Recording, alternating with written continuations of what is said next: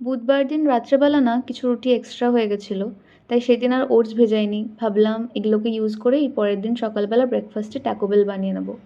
আসলে জিনিস নষ্ট করতে একটুও ভালো লাগে না, আর বাসি রুটিকে ইউজ করার এটা বেস্ট হ্যাক।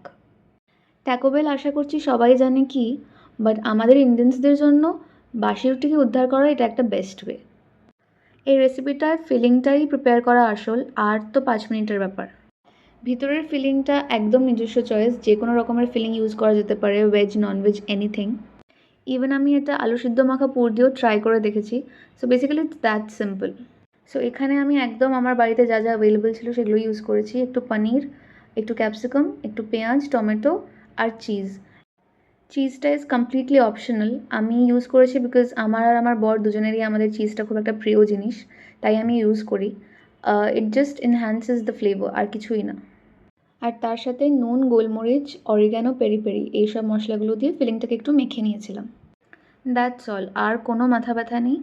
এরপর শুধু রুটিগুলোর মধ্যে মিওনিস বা সস কিছু একটা লাগিয়ে ফিলিংটা ভরে ফোল্ড করে তেলে বা বাটারে, আমি এখানে বাটার ইউজ করলাম বাট তেলেও করা যায়, কিছুর মধ্যেই একটুখানি ক্রিস্পি করে নিতে হবে এই পিঠ ওই পিঠ। বাস, Indian version of Taco Bell is ready. সেদিন ওকেও অফিসে যাওয়ার আগে ব্রেকফাস্টে এটাই বানিয়ে দিয়েছিলাম। মাঝে মাঝে কিছু ডিফারেন্ট রেসিপিস ট্রাই করতে ভালোই লাগে। And do let me know if there is any better way to use your বাসি রুটিস। C you.